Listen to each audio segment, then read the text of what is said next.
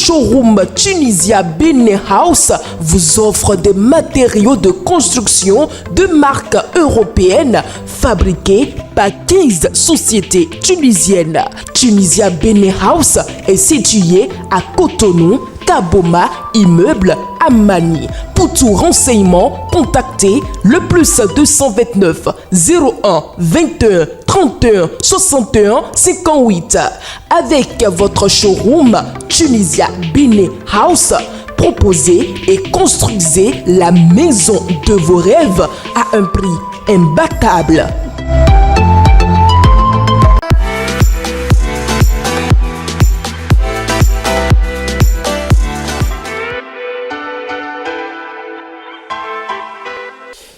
Mesdames et messieurs, merci de nous retrouver une fois de plus dans votre émission matinale sur Guérit TV Monde. Vous y êtes pour le compte de ce mercredi 6 août 2025. À suivre donc tout de suite les différentes rubriques de votre émission, à savoir la revue des titres, le bulletin d'information, la météo, l'interview matinale dans laquelle nous recevons pour vous Michel Alopon, membre du COPIL. À suivre également dans cette émission matinale, mesdames et messieurs, la revue de presse réalisée par Fauzia Sefou et enfin la citation du jour. Et comme de coutume, nous ouvrons cette émission avec la revue des titres avec Bérangère Bouléon. Elle est déjà sur ce plateau. Bérangère Bouléon, bien le bonjour. Bonjour à vous Latifat Koweno, fidèles internautes, bien le bonjour. Nous démarrons la revue des titres de ce mercredi par le quotidien d'Akonaboué Maison, La Guérite, qui titre en sa manchette du jour, mesdames et messieurs, gouvernement talon, un retour des congés très attendus, entre surprise, joie et déception jusqu'à janvier 2026.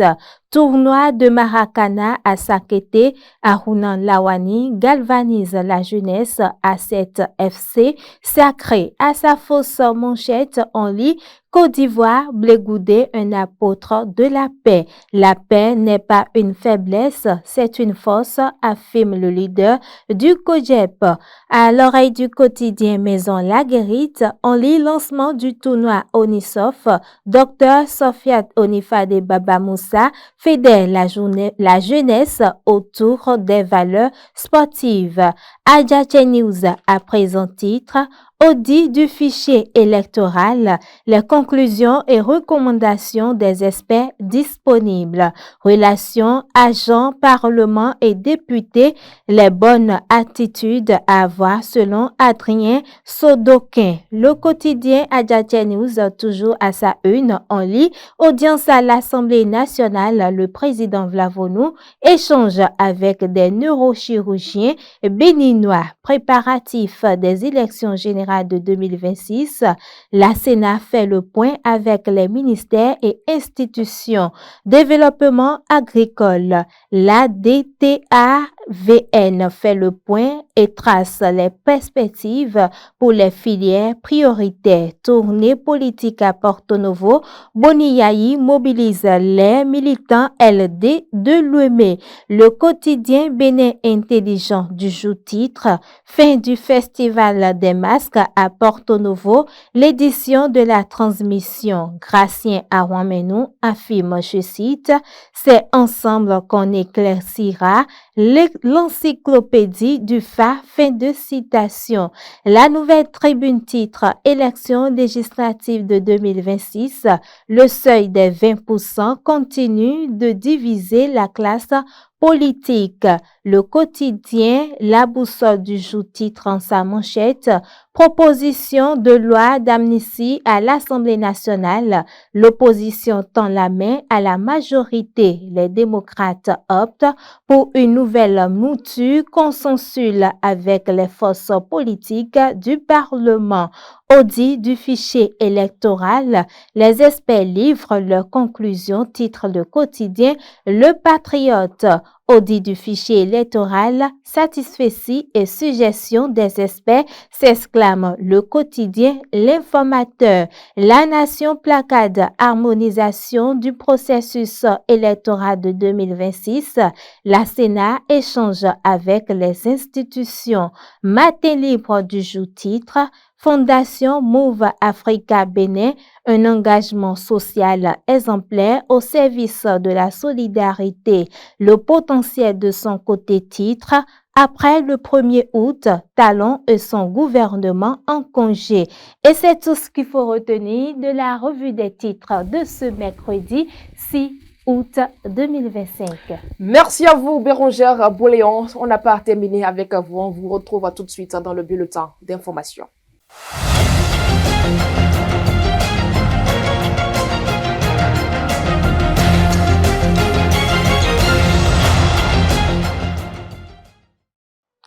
Bienvenue à tous dans ce bulletin d'information. En prélude à l'élection présidentielle de 2026, le gouvernement béninois appelle les ressortissants vivant à l'étranger à procéder à leur enrôlement au RAVIP au plus tard le 30 septembre 2025.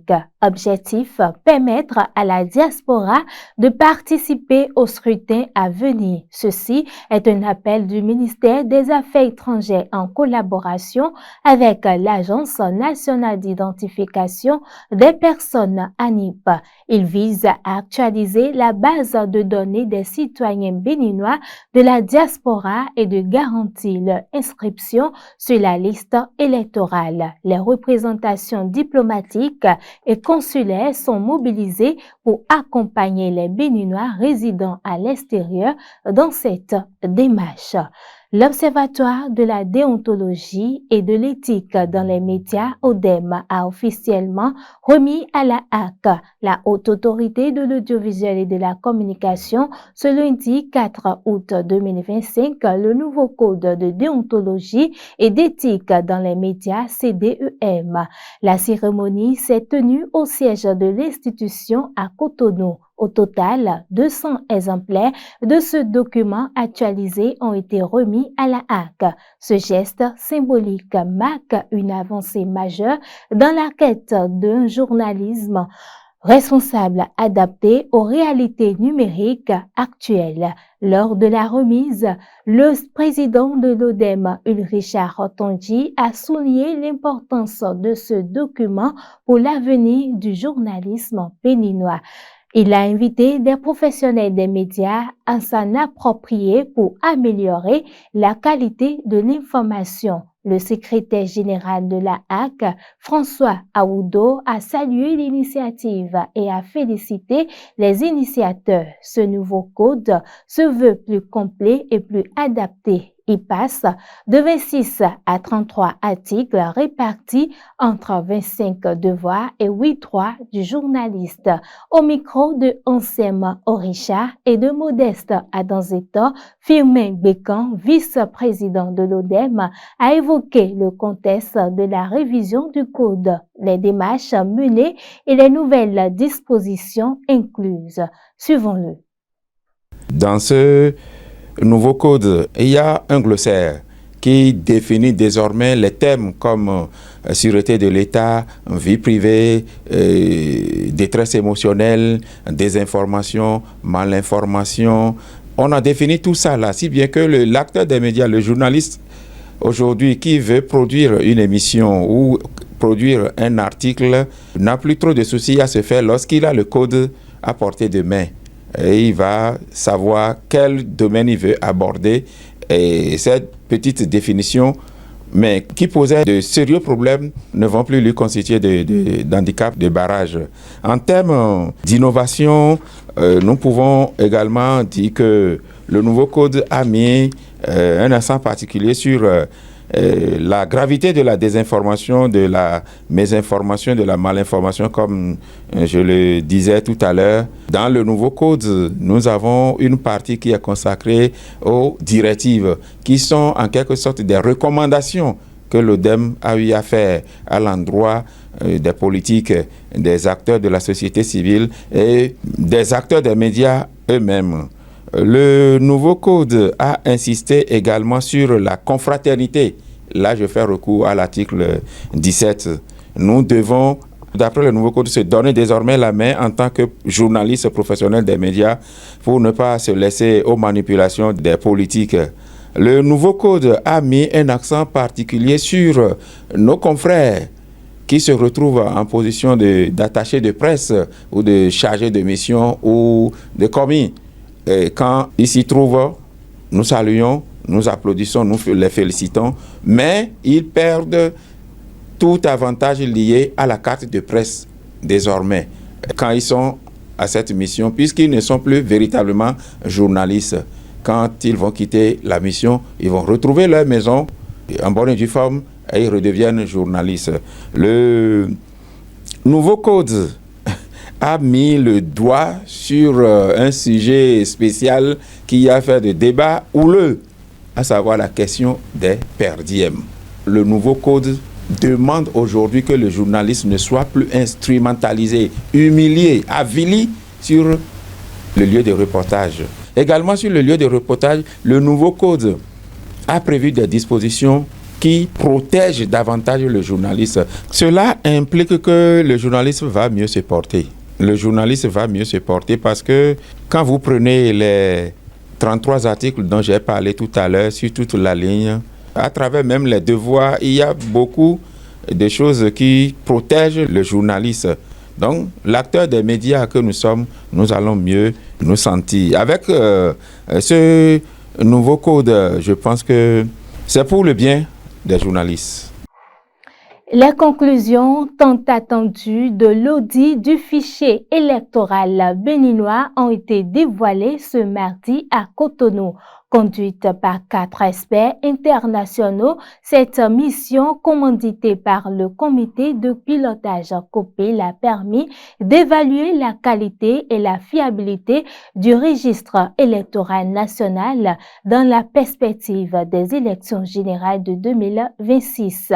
Au terme de leur analyse, les auditeurs ont constaté que le Bénin dispose d'un fichier électoral bien dédoublonné, fondé sur un registre national de l'état civil rigoureux. L'existence d'un identifiant personnel IP attribué à chaque citoyen a permis, selon eux, d'éliminer efficacement les doublons dans la base de données électorales.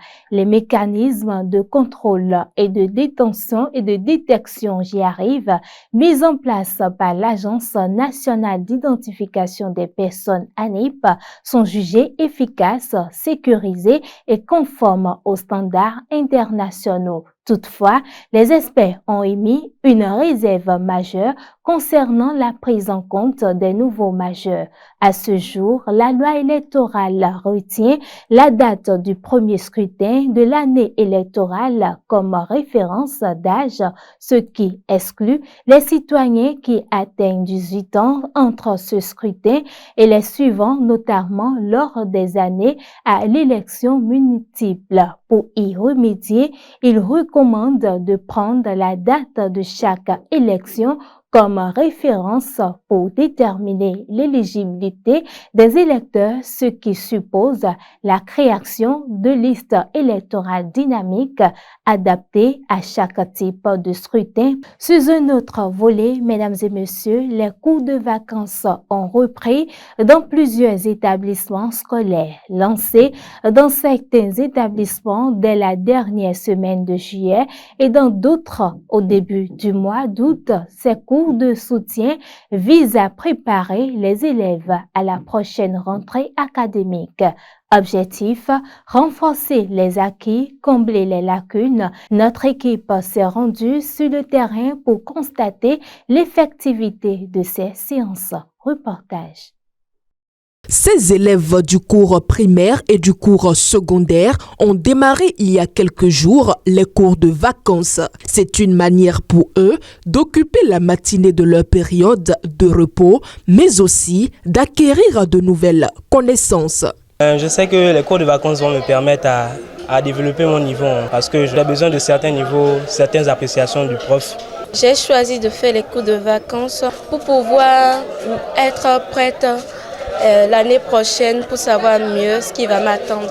Pendant un mois, ces élèves reçoivent des cours dans plusieurs matières comme la mathématique, le français, la science de la vie et de la terre, SVT et autres matières. L'avantage est qu'ils seront mentalement et physiquement prêts pour la prochaine rentrée scolaire. Les cours de vacances, c'est d'abord pour que les élèves évitent d'oublier ce qu'ils ont déjà fait l'année dernière, et pour faire aussi des projections sur ce qu'ils auront à faire l'année prochaine dans des matières fondamentales. Puisque l'enfant sait déjà de quoi il sera question l'année prochaine, les difficultés qu'il pourrait rencontrer seront aplanies déjà dans les vacances avant que l'enfant ne commence les cours. Les cours de vacances sont toutefois conseillés malgré la déviance qu'observent parfois les élèves au cours de cette période. On demande d'abord aux parents de suivre ce qui se passe dans les écoles. Ils peuvent venir dans les établissements pour savoir comment les choses sont organisées. Et deuxièmement, c'est nécessaire pour eux. Il ne faut pas, parce que ça leur permet au moins d'éviter que les enfants fassent du désordre. Vous savez aujourd'hui que les enfants, quand on les laisse, ils font ce qui leur passe par la tête. Et le parent lui-même, s'il suit bien l'enfant, il sait déjà de quoi il sera question l'année prochaine, ce que vaut l'enfant, les dispositions qu'il doit prendre, et pour que l'enfant réussisse l'année prochaine. Même si les vacances sont dédiées au repos, après 9 mois de cours, il est toujours bien de mettre le temps à profit pour acquérir d'autres connaissances.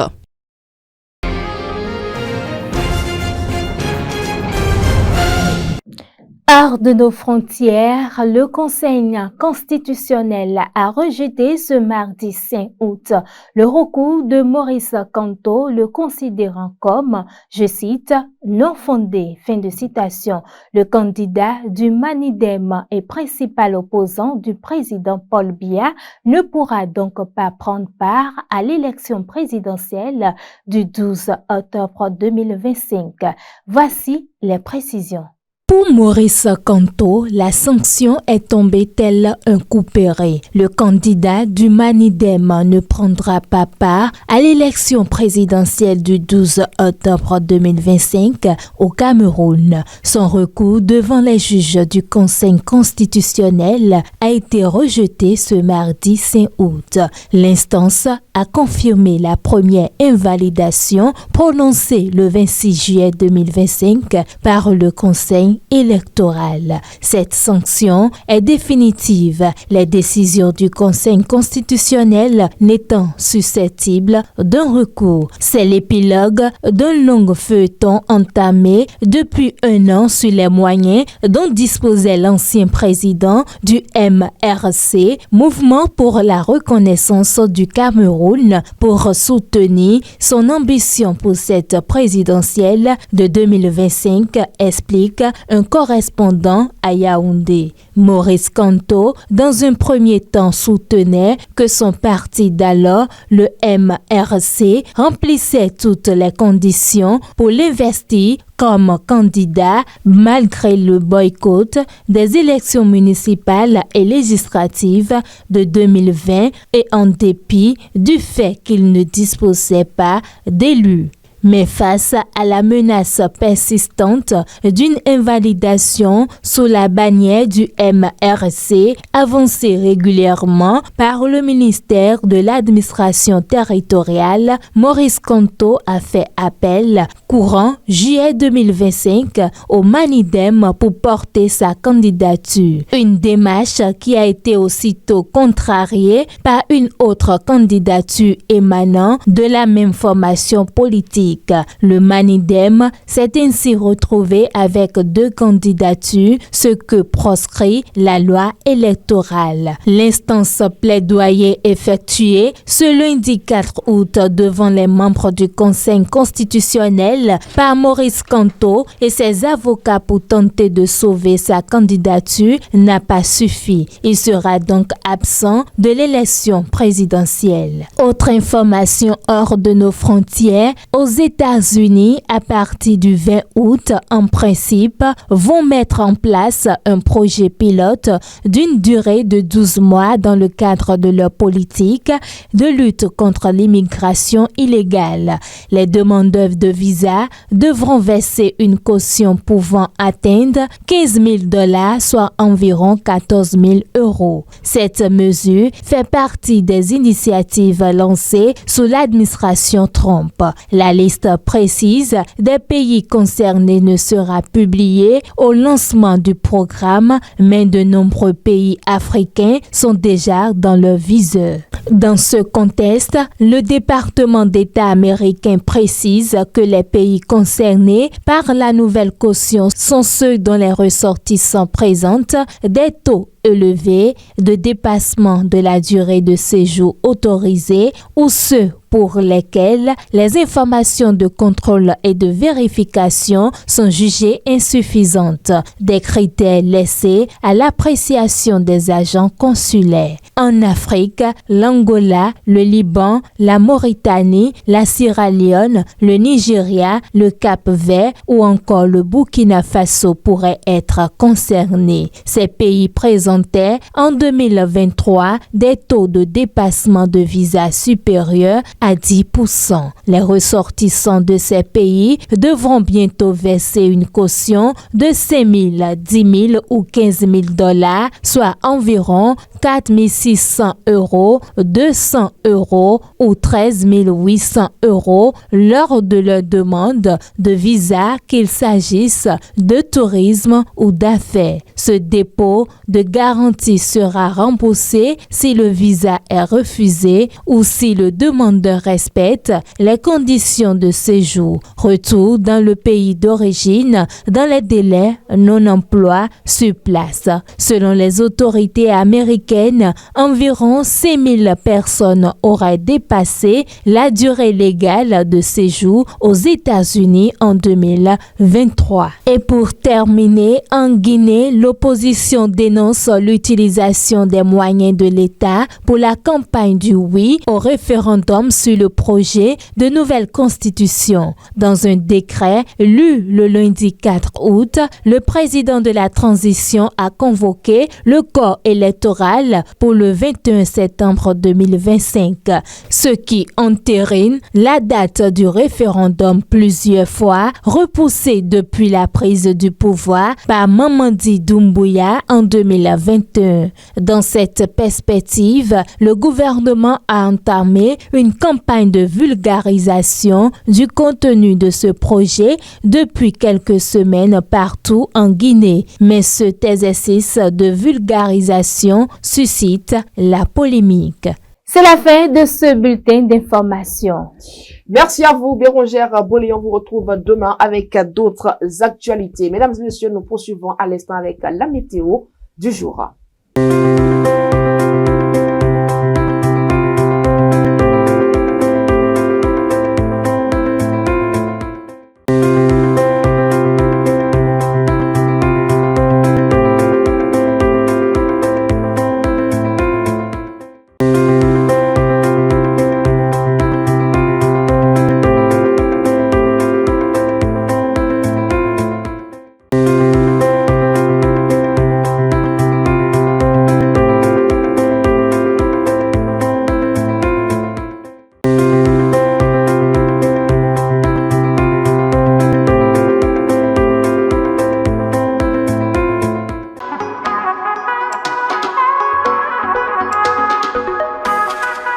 Et dans le brief culturel, mesdames et messieurs, la fête de l'Igname, une fête traditionnelle saisonnière, est célébrée à la mi-août de chaque année au Bénin, principalement à Savalou. Elle est devenue aujourd'hui une fête identitaire qui rassemble non seulement des peuples ayant la même expression culinaire et culturelle, mais représente aussi une occasion de discuter des problèmes que rencontre la commune. C'est l'occasion pour le roi de Savalou, Dr d'autoriser officiellement la consommation des ignames fraîchement moissonnés des champs sur toutes ses formes. La fête de l'igname, c'est le 15 août prochain. Mesdames et messieurs, elle n'est pas seulement célébrée à Savalou, mais dans presque toutes les régions du Bénin. Ne manquez pas l'édition 2025 de cette fête.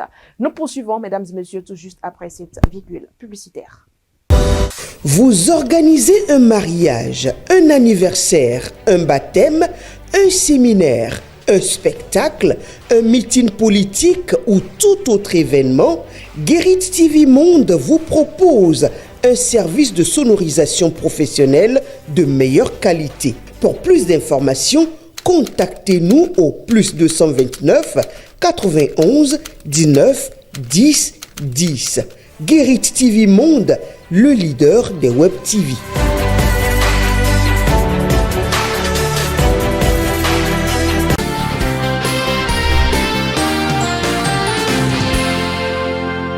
Mesdames et messieurs, merci de nous retrouver dans votre rubrique l'interview matinale de ce matin. Nous recevons pour vous Michel Alopo, il est déjà en ligne. Pasteur Michel Alopo, bien le bonjour. Bonjour, mon cher ami. Après environ un mois d'audit, les 4 experts internationaux recrutés pour auditer le fichier électoral en vue des élections générales de 2026 ont présenté les premières conclusions de leur travail ce mardi. Michel Alopo, que dites-vous des conclusions des travaux livrés en un mois? Ces conclusions sont-elles fiables selon vous, surtout après vos précédentes accusations sur l'équipe technique mise en place? Merci, mon cher ami. Je veux d'abord saluer la bonne foi du chef de l'État qui a décidé d'accompagner cet audit. Dans l'ensemble, globalement, les experts ont fait preuve de transparence dans l'analyse qu'ils ont eu à faire à la suite de l'audit qu'ils ont réalisé. Je voudrais simplement dire qu'ils n'ont pas eu suffisamment de temps pour accomplir leur mission. Pour une audit qui doit se réaliser sur une population votante de 7 millions de gens, normalement il faut 1 à 2 mois. Donc, les experts n'ont pas été en profondeur et ce n'est pas leur faute. On ne leur a pas donné le temps suffisant pour réaliser cet audit. Et qui ne leur a pas donné le temps suffisant? Ils avaient au moins jusqu'à 3 mois. C'est le copil qui a perdu 6 mois. Au départ, c'était 45 jours. Et puis après, c'est revenu à 30 jours. Et puis après, c'est revenu à 21 jours. Vous savez qu'ils ont dû prolonger leur séjour parce qu'ils n'ont pas pu tenir à temps dans le délai des 21 jours qu'on leur a assigné. Je suis content de cet audit parce qu'ils ont dit que le fichier électoral est dynamique. Moi, je suis resté sur ma soif parce que ce que je voudrais voir sur cet audit, qu'on nous dise qu'il y a des milliers d'étrangers qui ont voté sur ce fichier électoral, qu'il y ait des milliers de morts, de personnes décédées qui ont voté sur cette liste. Nous n'avons pas eu cette information. Or, c'est le grand débat qui est en cours. Les récriminations que certains Béninois, certaines personnes de la société civile ont contre notre fichier électoral, mais c'est fondamentalement ça. Mais ils n'ont même pas posé de questions là-dessus hier quand ils ont fait la restitution de cet audit. Mais si le fichier est propre et dynamique, c'est à la honte de ceux qui décriaient ce fichier électoral. Je salue la grandeur d'âme du chef de l'État qui a mis de l'argent pour que l'audit ait lieu. Et je pense que les démocrates vont tirer une leçon. Parce que c'est des gens qui les ont suscités à demander l'audit. Qu'est-ce que l'audit leur a apporté aujourd'hui? L'audit a blanchi l'ANIP. L'ONIP a blanchi le gouvernement de Patrice Talon. Mais alors, je crois que le combat est ailleurs. Je m'attendais à ce que les experts disent que, compte tenu de l'analyse qu'ils ont eu à faire, qu'on va revenir sur la relecture du code électoral. Ils n'ont pas fait cas de ça. Je suis content pour ça. Ils ont été transparents. Ils ont joué leur rôle. Ils ont fait ce qu'ils peuvent dans un bref délai. Si on leur accordait plus de temps, ils allaient pouvoir nous sortir quelque chose de plus cohérent. Ils n'ont pas dit les kits qui ont servi à l'enregistrement des personnes, le logiciel de l'ANIP, si ça a eu de panne, s'il y a eu des problèmes techniques sur le logiciel, nous n'avons pas eu ces informations. Donc, c'est le temps qu'il leur a manqué d'aller en profondeur du travail qu'on leur a demandé.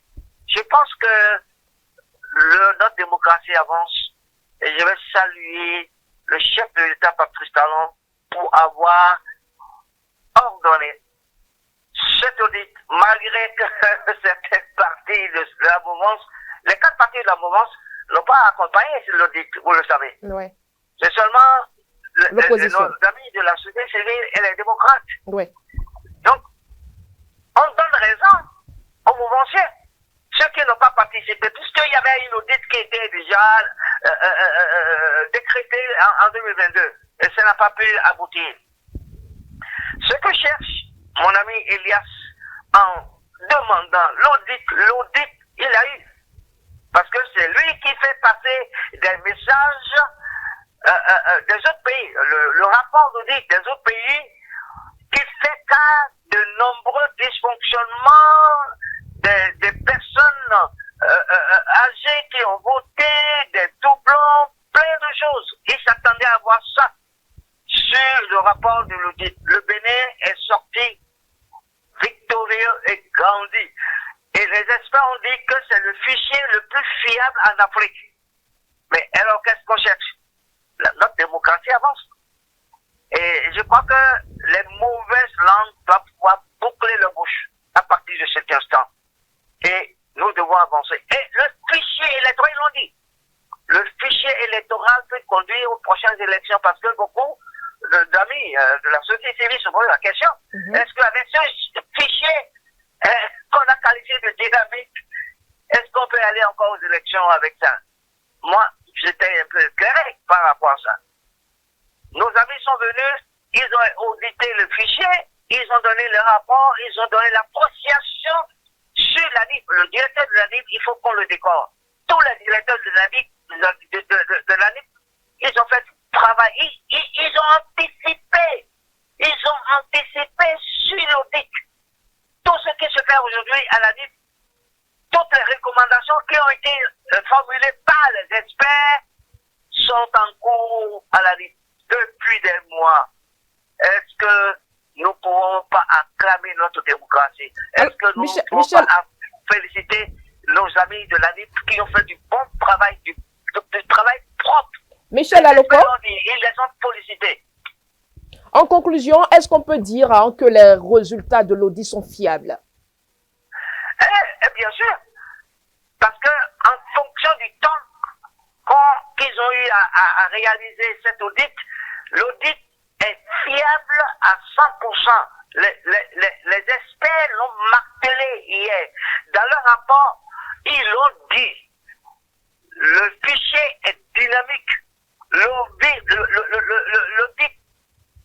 le fichier est transparent, crédible et peut conduire aux élections. Alors, Michel, oui, Michel Aloko, vous avez eu à évoquer au cours d'une émission des pratiques frauduleuses et dénoncer une tentative d'orientation des résultats au profit de certains candidats. Les experts ont-ils été impartials dans leur mission ou les conclusions rendues sont orientées et profitent à un camp politique? Les experts ont été transparent dans l'analyse et après les recherches qu'ils ont faites sur le fichier électoral. Les experts n'ont pas pris position pour un camp, pour un autre. Ils ont fait un travail technique et j'en suis fier. Ils l'ont dit, mais tout le monde le sait, on a vu la façon dont ils ont travaillé. Ils ont juste visité deux localités, l'Atlantique et le littoral. Mais la question que beaucoup de gens qui sont posés hier, mais nous avons des départements comme le Nord, le Septentrion, ils devaient aller sur un certain nombre de départements pour faire des enquêtes. Ils n'ont pas eu le temps pour le faire et ce n'est pas leur faute. Ils ont fait ce qu'ils peuvent. Et le fichier électoral, ils l'ont dit, c'est transparent. Il n'y a rien à dire. Et ils ont fait des recommandations en direction de la NIP, en direction du COPIL. Le COPIL n'a plus rien à faire. Ils ont fait des recommandations en direction de l'Assemblée nationale. L'Assemblée nationale n'a aucune loi à voter. Tout est dynamique sur notre fichier électoral. Et quant à ceux qui pensent que notre fichier électoral est malpropre, est malade, ils n'ont qu'à s'en prendre à eux-mêmes. Alors, Michel Alokpo, vous l'avez rappelé il y a quelques instants, l'audit du fichier électoral est une demande politique formulée par l'opposition, principalement le parti Les Démocrates. Malgré la réserve de ses alliés de la mouvance présidentielle, c'est-à-dire l'UPR Bloc républicain, Mouel Bénin, le chef de l'État Patrice Talon, a non seulement donné son accord de principe, mais a aussi mis à la disposition de l'opposition l'intégralité des ressources financières sollicitées, soit plus de 159 millions de francs CFA pour sa réalisation. Michel Alokpo, n'est-on pas tenté de dire plus de 159 millions de francs CFA pour ça? Mais je le dis, est-ce que l'audit qu'ils ont eu à faire a apporté quelque chose de plus à ce que la NIP est en train de faire présentement? Pour ma part, les 159 millions que l'État a injectés n'a servi qu'à payer les membres du COPIL, n'a servi qu'à payer les experts. Et ces experts ont été payés au-delà de ce que les experts de l'UEMOA, de la CEDEAO perçoivent. Imaginez-vous l'argent des pauvres qu'on disperse comme ça. Je suis d'accord pour le chef d'État d'avoir autoriser le financement de cet audit. Sinon, ce que les gens allaient dire aujourd'hui, c'est autre chose. Le fait que le fichier électoral soit fiable, c'est à son actif. Parce qu'il a osé ordonner cet audit et il a mis beaucoup d'argent. Mais, vous savez, aujourd'hui, la population souffre. Les 159 millions peuvent servir à quelque chose d'autre. J'en fais partie parce que j'ai pris des émoluments pendant 6 mois sans rien faire. Sans rien faire. Nous, on a travaillé que pour 1 mois en accompagnant les experts. Je crois que c'est plus important pour le chef d'État d'auditer le COPIL. D'auditer les membres du COPIL. De voir comment l'argent a été distribué, parce que le budget a été remanié une fois. Ce n'est pas normal. C'est l'État. C'est la contribution des citoyens béninois. Il faut que le COPIL soit audité et chaque personne du COPIL soit auditée. Je pense que c'est comme ça que la démocratie va marcher. C'est comme ça que la transparence, il ne suffit pas de promouvoir la transparence, la bonne gouvernance. Il faut la vivre, il faut les vivre. Il y a une question fondamentale. Je ne pense pas que ces 151 millions a été jeté en l'air, mais il faut éviter le COPIL. D'accord. Pour voir si on a respecté l'orthodoxie financière dans la gestion des fonds. Et sur le plan de la gestion du personnel, comment les choses ont fonctionné. Et il faut le personnel du COPI soit audité. Je l'exige. Je pense que c'est comme ça que nous allons promouvoir une bonne gouvernance et une transparence au Bénin. Avant de finir, Michel Alokpo, quand on se rappelle de vos accusations sur les experts retenus pour exécuter la mission, quel crédit peut-on accorder aux conclusions de l'audit? Je n'ai pas accusé les experts. J'ai été clair. J'ai dit la procédure qui a conduit au recrutement des experts, c'est une procédure biaisée. Le COPI a demandé au ministre de la Justice une autorisation pour aller vers un marché de gré à gré. Le ministre de la Justice a dit non.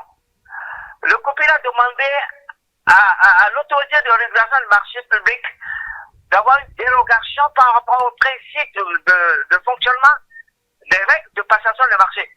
L'autorité a dit non. Mais c'est ce qui est arrivé. On a sorti une liste, shortlist, qui correspond exactement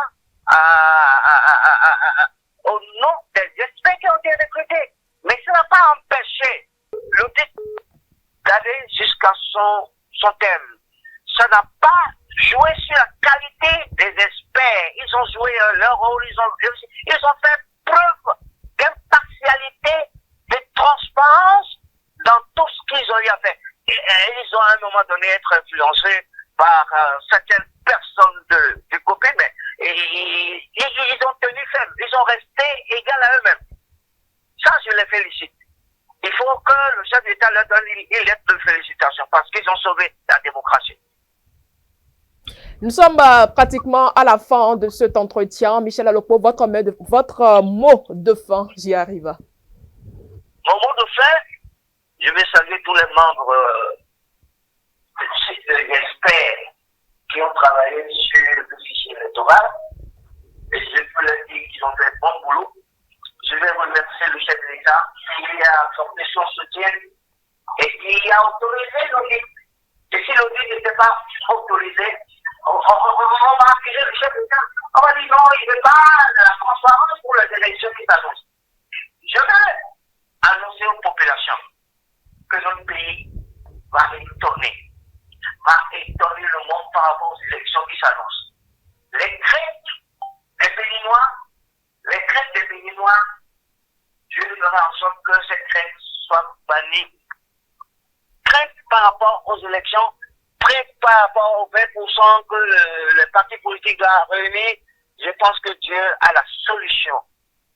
Nous avons connu pire dans le passé, mais Dieu est au contrôle. Le Bénin est une démocratie, un exemple de démocratie en Afrique, et il le sera pour toujours.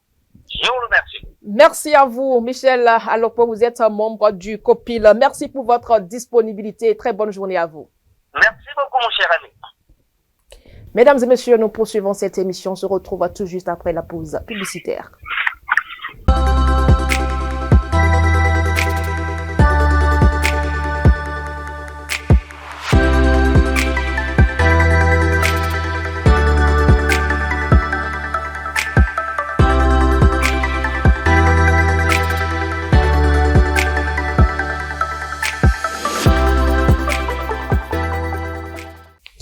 De l'interview matinale, nous retrouvons à présent Faouzia Sefou dans la revue de presse du jour.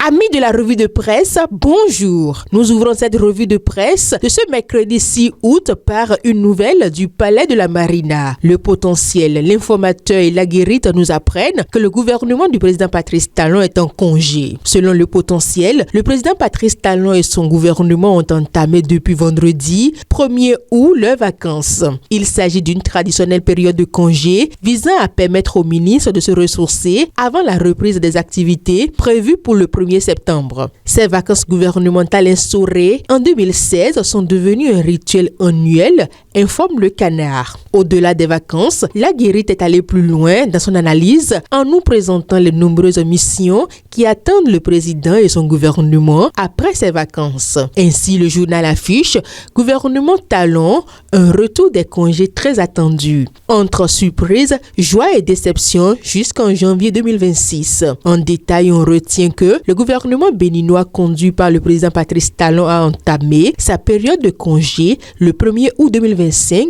pour un retour prévu à la fin du mois. Si ces vacances administratives apparaissent comme une pause bien méritée, elles marquent également le calme avant la tempête. Car dès septembre, le pays entre dans une séquence politique inédite, lourde d'enjeux et de tensions internes jusqu'en janvier 2026. Autre sujet abondamment relayé par les canards, les conclusions des experts de l'audit du fichier électoral. Adjache News, Le Patriote, La Boussole, L'Informateur et Matin Libre nous rapportent que dans le cadre de l'audit du fichier électoral, les experts ont livré leurs conclusions. Au Bénin, les 4 experts internationaux recrutés et commis pour auditer le fichier électoral pour les élections générales 2026 ont livré les premières conclusions de leur travail ce mardi 5 août à Cotonou. C'est à travers un séminaire de restriction qui met un terme à la mission des experts en termes de collecte et d'analyse. Et pour conclure cette revue, nous parlons de la poursuite du processus électoral à la Sénat. Adjache News,